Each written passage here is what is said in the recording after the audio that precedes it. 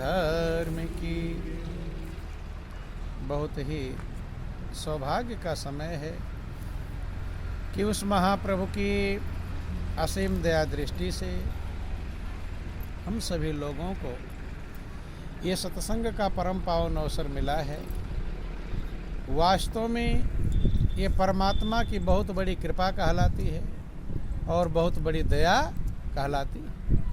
जब कभी आपको सत्संग मिल जाए तो समझना चाहिए कि मेरे ऊपर प्रभु की बहुत बड़ी कृपा बरस रही है। यद्यप कृपा तो हरदम बरसती है, लेकिन जब सत्संग मिले तो विशेष कृपा बरसती है।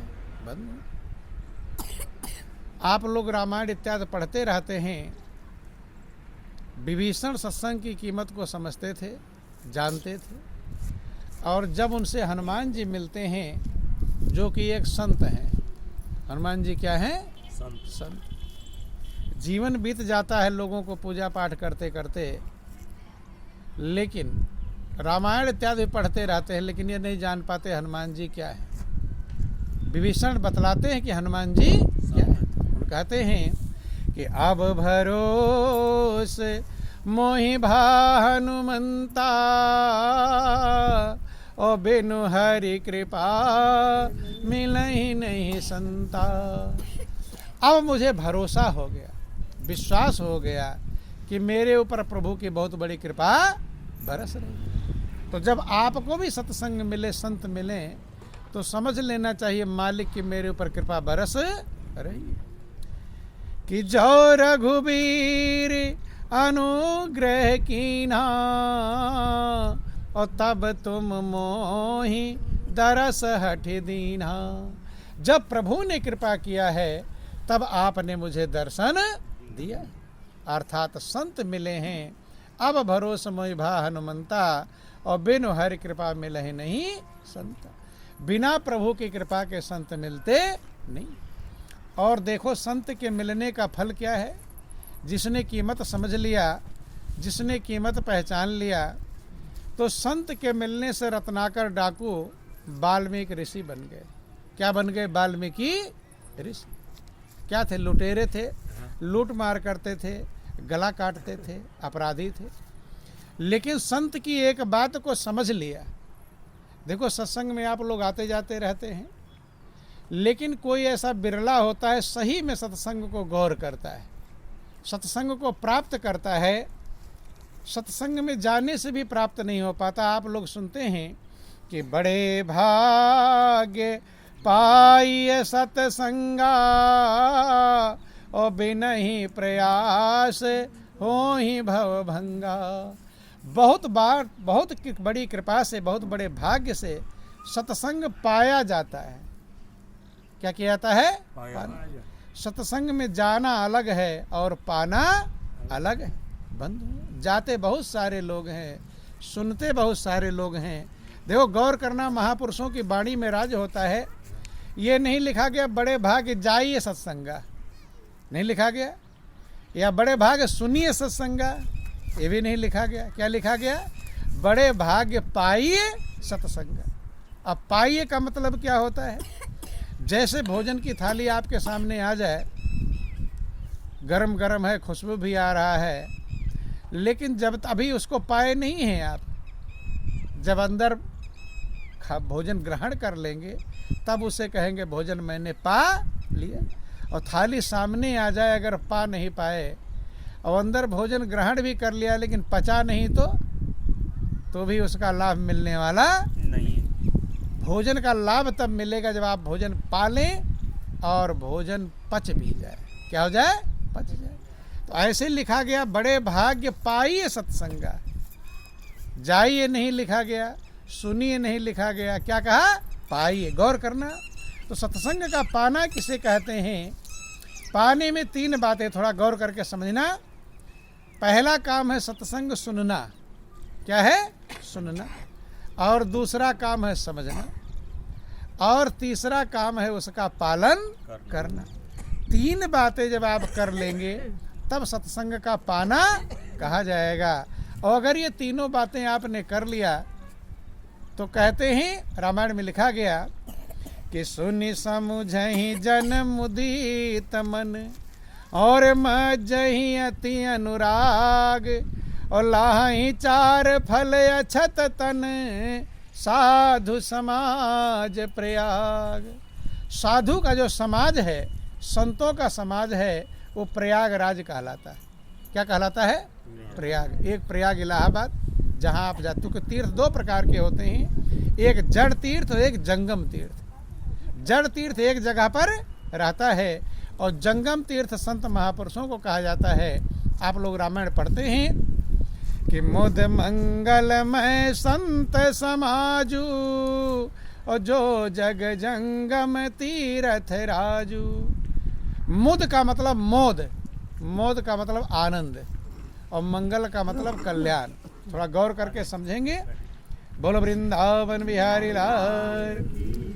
आनंद और कल्याण को प्रदान करने वाला जो संतों का समाज है, ये जंगम तीर्थराज है। जंगम माने चलता फिरता, तीर्थराज प्रयाग है। उस तीर्थराज प्रयाग में जब आकर जाओगे तब डुबकी लगा पाओगे। लेकिन जो जंगम तीर्थ संत महापुरुष हैं, वो आपके पास ही चलकर आते। बंधुओं, तो कहते हैं कि उस तीर्थराज प्रयाग में अगर आप गोता लगा लेंगे तो चारों फल प्राप्त कर लेंगे, धर्म, अर्थ, काम और मोक्ष। कब प्राप्त करेंगे? सुनि समुझहि जन मुदित मन। पहला काम है सुनेंगे, दूसरा काम है समझेंगे, और तीसरा काम है उसका पालन करेंगे, उसमें डुबकी लगाएंगे। जब पालन करेंगे तो सुनि समुझहि जन मुदित मन, मज्जहि अति अनुराग, और लाहि चार फल अछत तनु, साधु समाज प्रयाग। ये चारों फल, धर्म, अर्थ और काम और मोक्ष, शरीर के रहते ही प्राप्त कर लेंगे। ज़्यादातर लोग यही सोचते हैं मरने के बाद उद्धार होगा। क्या सोचते हैं? मरने के बाद यही होगा। लेकिन रामायण क्या कह रहा है? रामायण के पढ़ने वाले भी रामायण की बात को मानते नहीं। रामायण कह रहा अछत तन, शरीर के रहते ही ये चारों फल प्राप्त होते हैं। मरने पर मिलेगा नहीं मिलेगा, ये किसने देखा? देखो, ये भवसागर जिसे कहते हैं, ये शरीर के रहते ही पार होना होता है। मोक्ष जिसे कहते हैं, मोक्ष का मतलब बंधन से छुटकारा। किससे छुटकारा? बंधन से छुटकारा। क्योंकि आप आनंद के भंडार है, शांति के स्रोत हैं और सुखों के मूल हैं। ये रामायण में लिखा गया कि ईश्वर अंश जीव अविनाशी, और चेतन अमल सहज सुख राशि। जीव ईश्वर का ही अंश है, किसी राक्षस का अंश नहीं। किसका अंश है?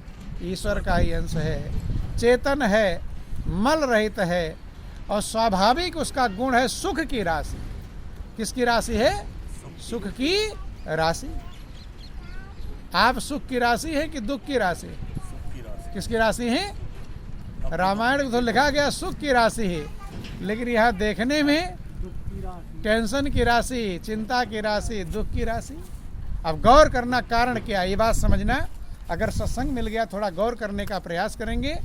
सारे शास्त्र वेद पुराण कहते हैं कि जीव आनंद का भंडार है। किसका भंडार है? आनंद का। शांति का स्रोत, सुखों का मूल है। सुख की राशि है। राशि माने ढेर। जब खलिहान में ढेर सारा अनाज पैदा हो जाता है इकट्ठा, तब उसे कहते राशि। किलो 2 किलो खरीद कर बाजार से, तो उसे राशि कहते नहीं। तो ध्यान देना, आप सुख के ढेर हैं, राशि हैं, लेकिन कारण क्या बना?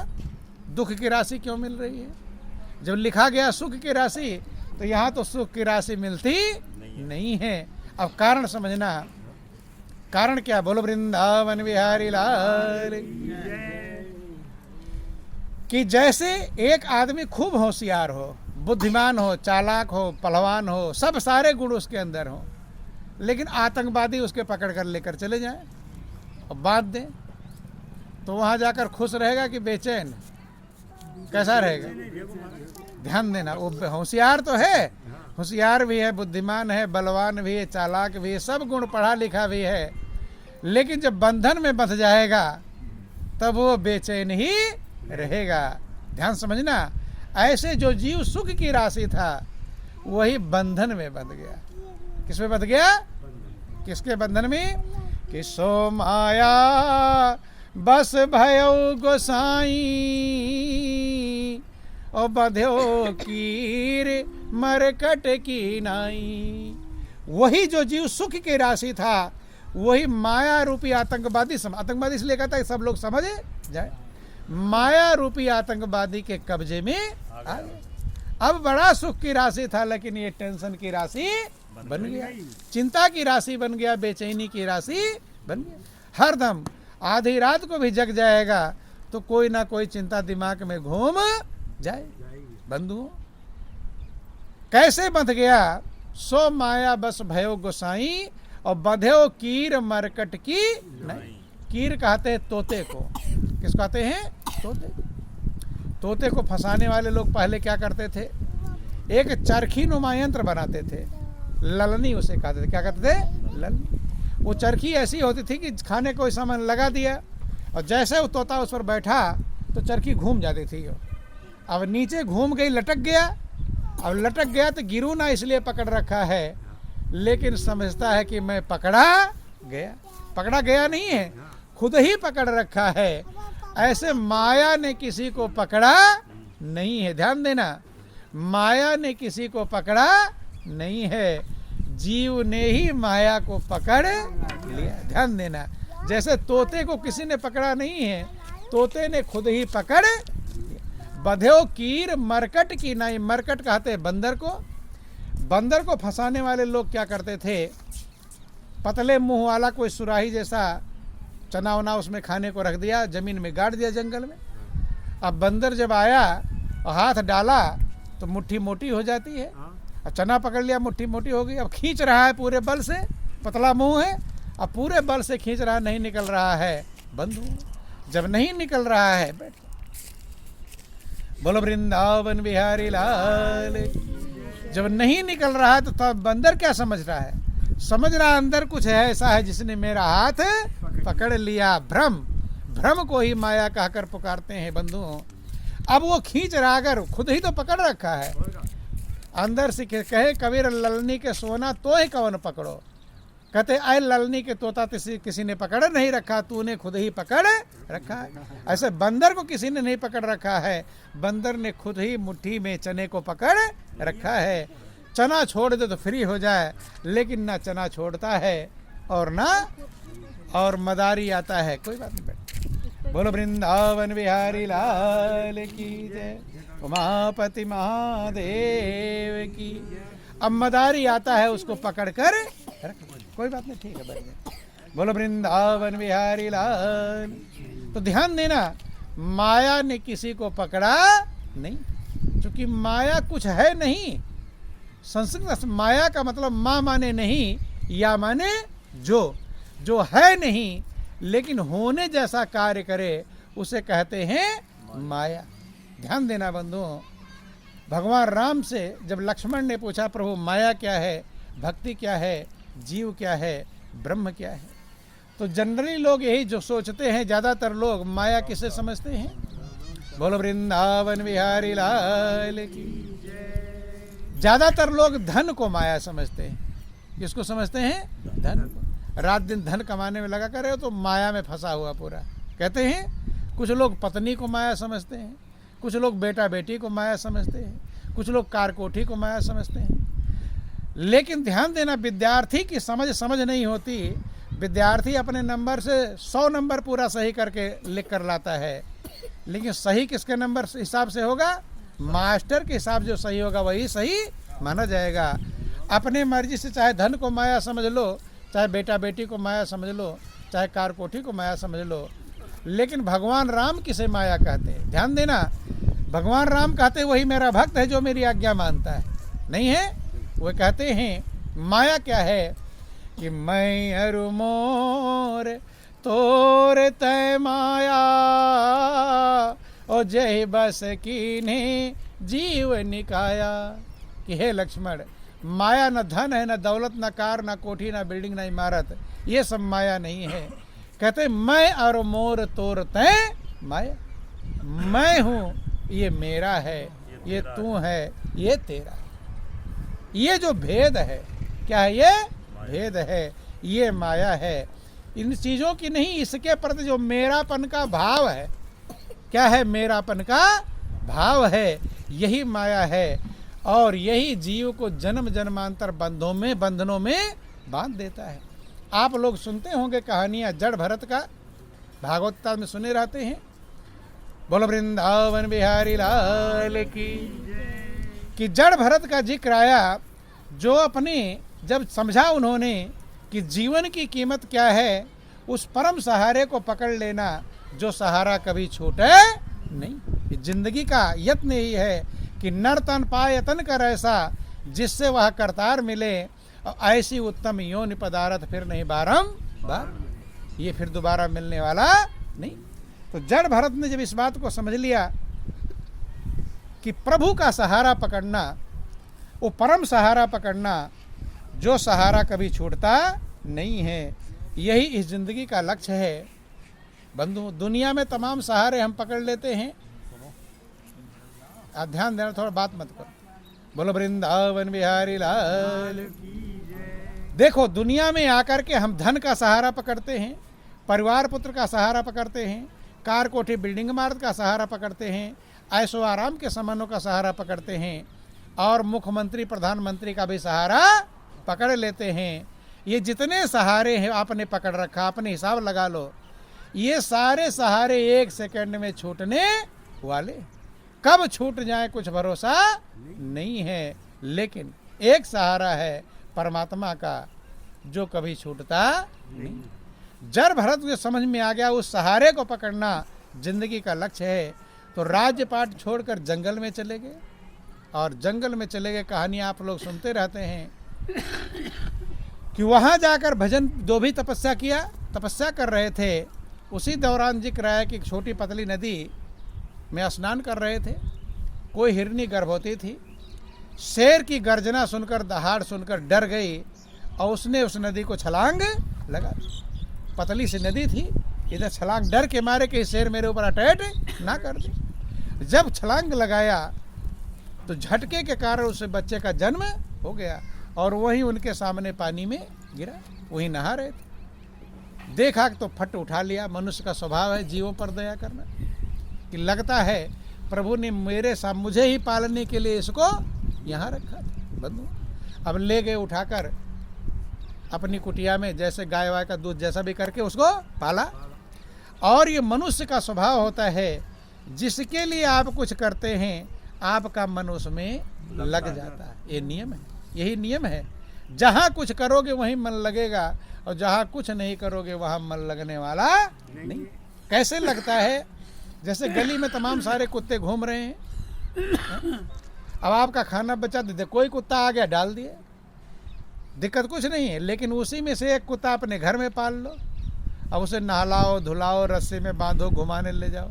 अब आपका कुत्ता हो गया। किसका कुत्ता हो गया? आपका। ध्यान गौर करना, वो भी गली का ही कुत्ता है, लेकिन आपका जब पर्सनल हो गया तो गली वाले कुत्ते मरेंगे, आपको कोई दिक्कत ज़्यादा नहीं होगी, लेकिन आपका जो कुत्ता वो मरेगा तब। आज तो कुत्ता सूना हो गया घर, कहते नहीं आज मेरा कुत्ता मर गया। तो क्या गड़बड़ क्या हुआ? दुख देने का कारण मेरा, ये मेरा कुत्ता जहाँ आया बस वहीं। ऐसे जब वो भरत उसको गोद में खिलाते थे, दूध पिलाया, गाय इत्यादि का, जंगल में चरने जाता था। अब चिंता लगी रहती थी, आज बहुत लेट हो गया, मेरा मृग छौना नहीं आया, न जाने कोई जंगली जानवर खा तो नहीं लिया, मतलब उसमें चिंता लगने लगी। और धीरे धीरे जब संसार से जाने का समय आया दुनिया से, तो देखो और कहीं मन नहीं लगा है, न धन में, न दौलत में, न बेटा में, न बेटी में, न कार में, कहीं नहीं लगा है। सिर्फ एक जगह कि मैं जा रहा हूँ, अब मेरे इस हिरन के बच्चे की देख रेख कौन करेगा। ऐसा भाव मृत्यु के समय होने के कारण अगला जन्म उन्हें हिरन का ही मिल गया। गौर करना, ये प्रैक्टिकल गौर में विचार करना कि और कहीं मन नहीं लगा, सिर्फ एक जगह मन लगा था कि एक मोह के कारण और भरत धरी दो देह। एक जगह मोह लग गया तो दूसरा शरीर, जबकि भजन करके और उद्धार करना था, लेकिन क्या बन गए? हिरण। क्यों? अंत मता सो गता, अंत में जहाँ आपकी मति लगी होगी वैसे ही गति प्राप्त हो जाएगी। यही बात भगवान कृष्ण अर्जुन को गीता में समझाते कि हे अर्जुन, गीता अध्याय 8 श्लोक 6 में समझाते हैं कि यम यम वाप स्मरण भावम त्यजन्ते ते कलेवरम तम तमेव कौन्ते सदा तब भाव भाविता। कि हे अर्जुन, जिस जिस भाव को स्मरण करता हुआ प्राणी अपने शरीर को छोड़ता है, उसी भाव से भावित होकर उसी गति को प्राप्त कर जाता है। जो आपके देहाती भाषा में कहा था, अंत मता सो गता, अंत में जैसी मति होगी वैसी गति प्राप्त हो जाएगी। अर्थात उन्हें एक जगह मोह लगा था तो हिरण का जन्म मिल गया, लेकिन अपना हिसाब लगा लेना कि मेरा मन कहाँ कहाँ लगा हुआ है? बोलो वृंदावन बिहारी लाल की जय, उमापति महादेव की। तो ध्यान देना, जहाँ जहाँ मन लगा होगा आपको वहीं जाना पड़ेगा। एक और, जैसे आपको एक व्यक्ति में मन लगा हुआ है, अब वो मरकर सुअर बना तो आप कहाँ जाओगे? आपको भी वहीं जाना पड़ेगा। ध्यान देना, गौर कर लेना।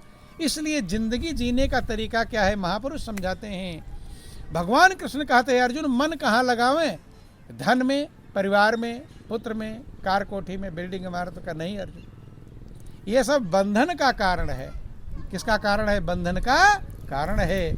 इसमें मन लगेगा तो यहाँ भी दुख पाओगे और आगे भी दुख पाओगे। चूंकि इसी को माया कहते हैं, मैं और मोर तोड़ते मैं। अब उनका हिरण खाली मेरा, ध्यान देना। अब गलती कहाँ हुई? जड़ भरत से। गौर करना, समझना, गलती समझ करके खुद का सुधार करना चाहिए। बोलो वृंदावन बिहारी लाल। शरीर छोड़कर जा रहे थे, सोचे कि मैं जा रहा हूं, अब इस मेरे हिरण के बच्चे का देखभाल कौन करेगा? लेकिन वहीं अगर ये ज्ञान होता कि जब ये पैदा हुआ था, एकदम छोटा था, तब परमात्मा ने इसको पालन करने के लिए मुझे वहीं खड़ा कर रखा था? नहीं कर रखा था भाई, और कहीं पैदा हो जाता। मेरे सामने क्यों पैदा हुआ?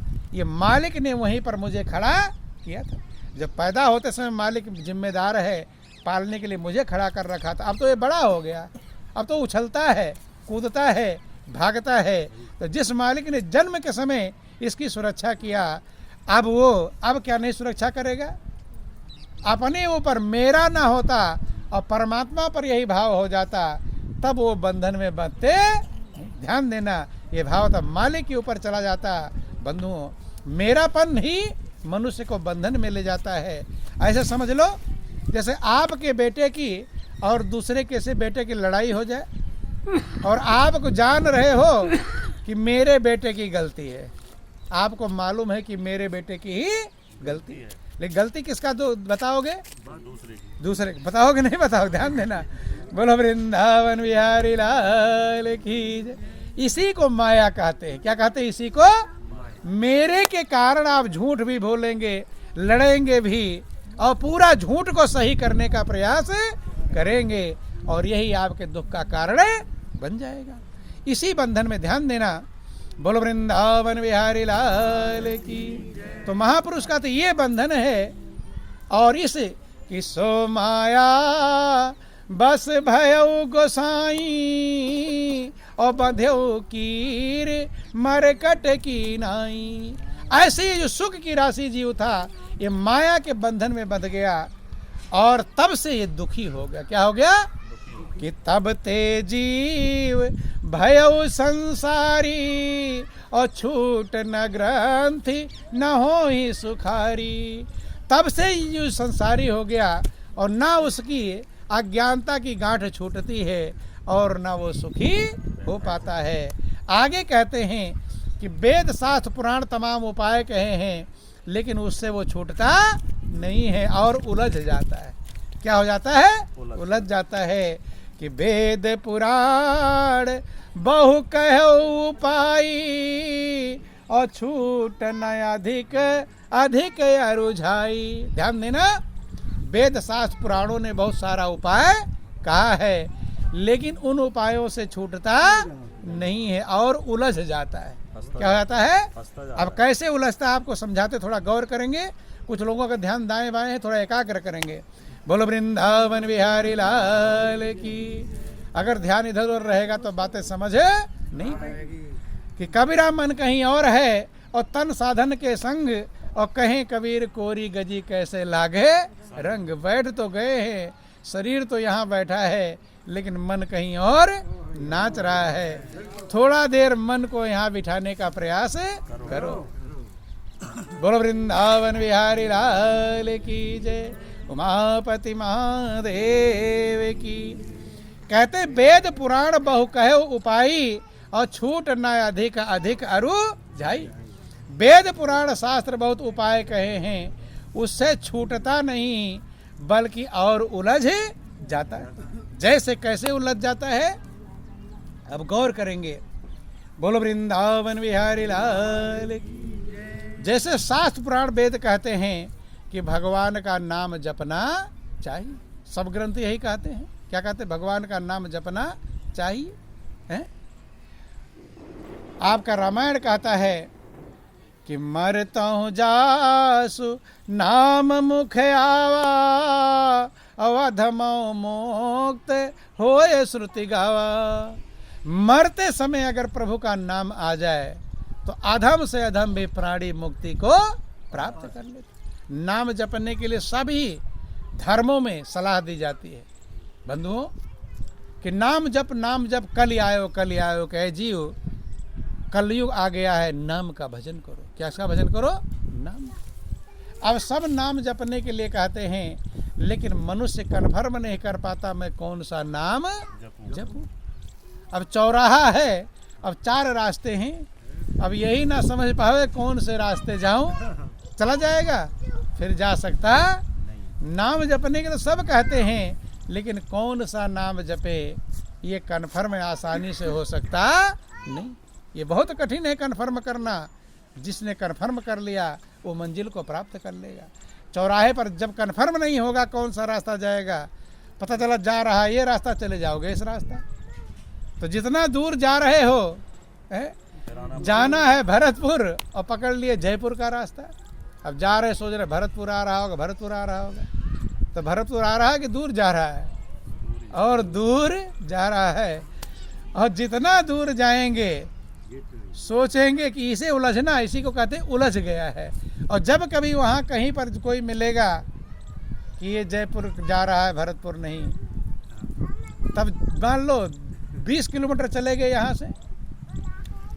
अब 20 किलोमीटर गए हैं ये, और 20 किलोमीटर लौट कर आएंगे वो। 40 किलोमीटर जब चल गए और पहुँचे कहाँ पर? जीरो पर, जहाँ से चले थे अभी वही है। बोलो वृंदावन बिहारी लाल की। 40 किलोमीटर की यात्रा कर लिया, लेकिन अभी कहाँ पर है? जीरो पर। ऐसे मनुष्य जब सही दिशा को नहीं पकड़ पाता तो मेहनत करता है, परिश्रम करता है, सब कुछ करता है, लेकिन कहीं पहुँचता नहीं। इसलिए महापुरुष कहते चलने से पहले दिशा आपकी सही होनी चाहिए। किधर मुझे जाना है उस दिशा को पकड़ करके ध्यान देना। अब नाम कौन सा जपें? आप चले जाओगे अयोध्या तो हर मंदिरों में से क्या आवाज़ आएगी?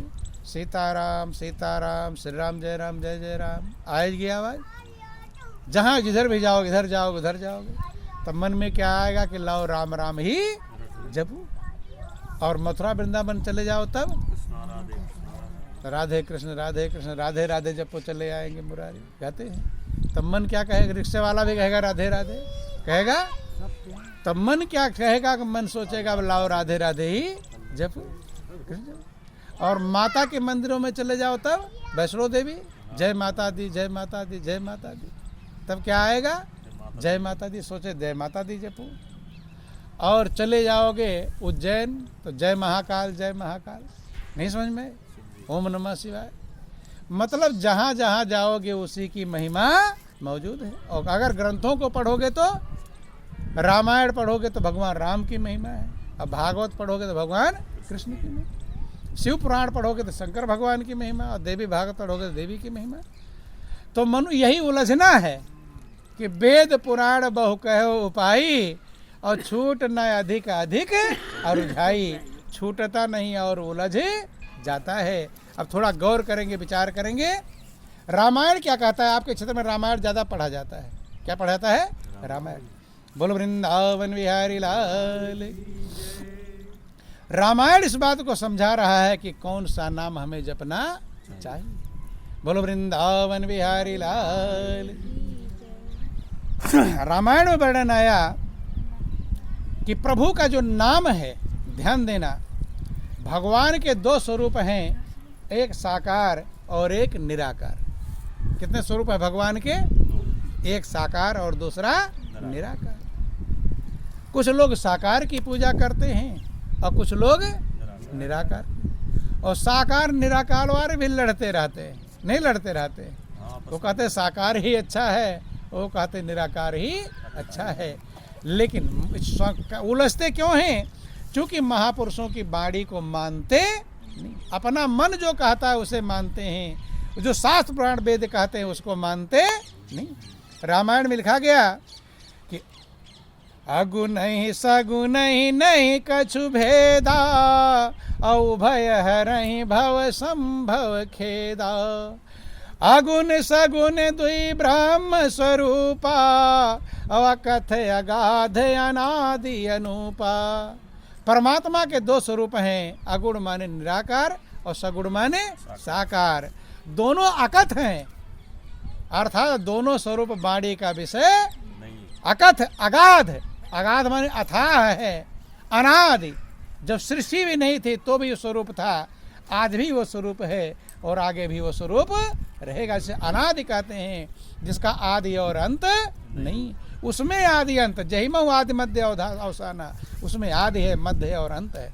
बोलो वृंदावन बिहारी लाल की। तो ध्यान देना, दो स्वरूप हैं, साकार और निराकार। लेकिन रामायण का जो रचने वाला है तुलसीदास, वह कहते हैं कि मेरे विचार से नाम दोनों से बड़ा है।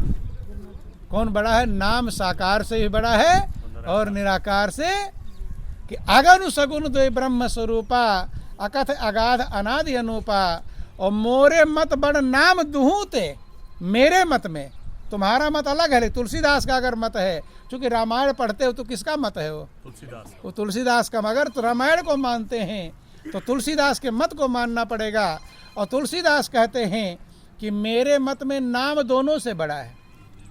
किससे? साकार से भी बड़ा और निराकार से। क्यों बड़ा है? कि मोरे